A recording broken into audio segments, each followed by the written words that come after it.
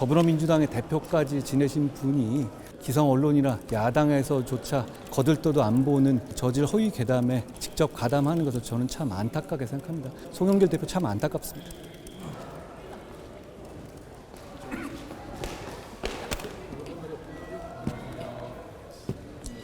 장관님, 오늘 아침에 송영길 전 대표가 태블릿 PC 언급하면서 검찰이 좀 증거를 조작한다는 취지로 주장을 했는데 어떻게 보시나요?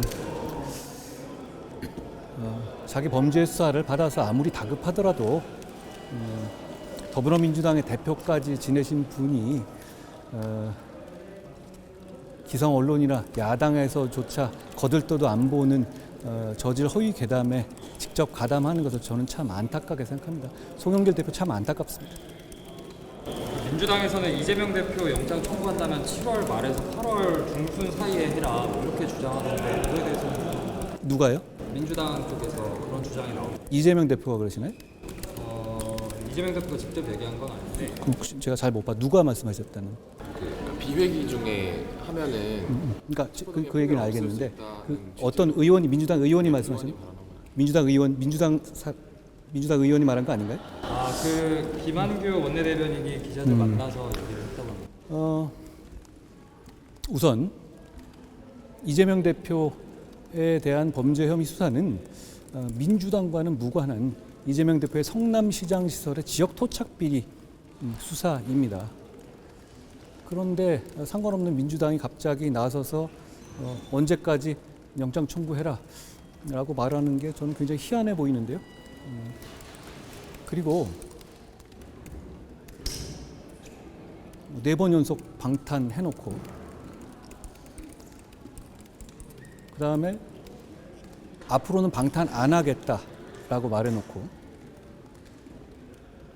지금은 앞으로 방탄 안 하겠다고 말한 게 사실은 시한부 조건부였다 이런 말씀하시는 거잖아요.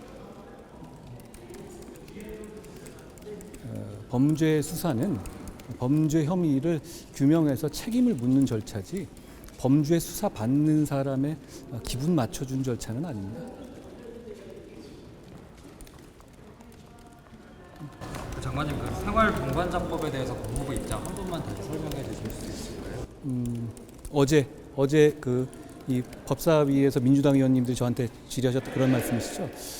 저는 우선 민주당이 동성 혼인의 법제화를 추진하려는 입장이라면 그걸 정정당당하게 주장하고 국민들의 동의를 구해야 한다고 생각합니다. 어제 저하고 질의 있었던 것처럼 그 법안을 두고 그거는 마치 뭐 동성혼이 아니라 1인 가구에 대한 것인 양 핵심을 피해같이 얘기하는 것은 국민을 속이는 면이 있다고 생각합니다. 저는 그 동성혼 법제화라는 문제는 정치인들이 국민을 이래야 한다라고 가르칠 문제는 아니라고 생각하고요. 지금 현재 많은 국민들이 어떻게 생각하고 어떻게 받아들이고 있느냐 그것을 가장 중요하게 생각해야 한다고 생각합니다. 어떤 소수자를 보호한다는 것과 그거를 법제화해서 어떻게 구현해 나가는 문제는 조금 다른 차원의 문제이고 그거야말로 사회적 합의가 필요한 부분이라고 생각합니다. 지난 정부 법무부에서도 민법 개정 포함해서 TF도 가동을 했었고 했는데 기조가 좀 바뀌었다고 보면 될까요? 정부를 선택하셨죠, 국민들께서. 그러면 책임 있는 설명을 하고 책임 있는 입장을 가질 수 있는 부분이라고 생각합니다. 지난 정부 하에서도 동성혼 제도를 법제화하겠다는 입장을 냈던 걸로 저는 알고 있지는 않은데요. 아마 그건 잘못 알으셨을 것인데 다만 저는 이제 이런 이슈가 뭐 논란을 막아야 된다든가 뭐 이걸 어느 한쪽으로 더 치자겠다 이런 의도가 전혀 아닙니다. 그 주장을 하려면 정확하게 정면으로 해야 한다는 것이고 그래서 국민들로부터 많은 어떤 생각을 가시는지를 충분히 들어야 한다는 것이죠. 일각에서 얘기하듯이 뭐 의원들끼리 합의를 하게 되면 국민적 합의가 있는 것이냐? 저는 이 문제 적어도 이 문제는 그렇지 않다고 생각합니다.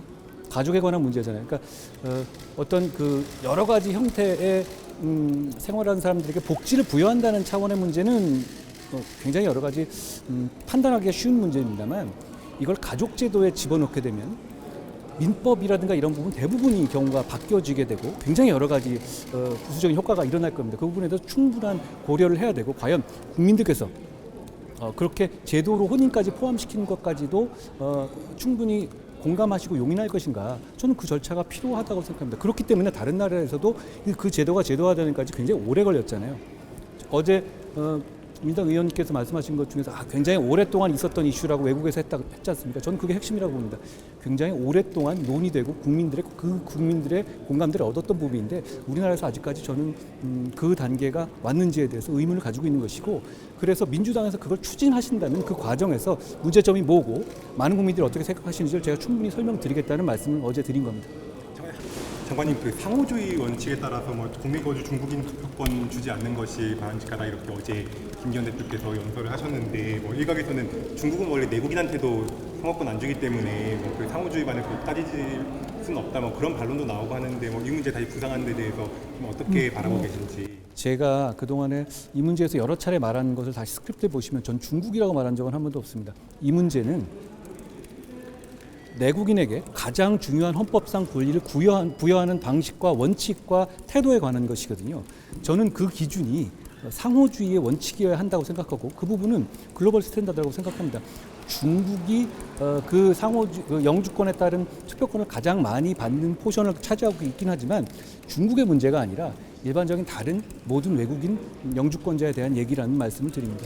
뭐 그랬을 때 제가 말하는 거에 뭐 웃음점이 있거나 그러지는 않을 것 같은데요.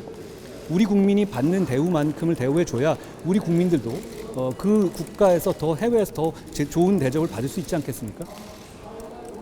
그리고 지금 얘기하고 있는 어떤 선거 제도라든가 이런 건 다른 나라 제도하고 비교해 보세요. 우리나라처럼 하는 나라는 없을 겁니다. 그러니까 적어도 거주 요건을 둔다든가 이런 식으로 하지 실제로 보면 우리나라 같은 경우는 영주권 일단 따놓으면은 그냥 평생 외국에 살아서 가끔 오면서 투표도 가능하거든요. 저는 그게 우리 헌법에 부합하는 헌법 정신에 부합하는 선거 제도 운용이라고 생각하지 않습니다.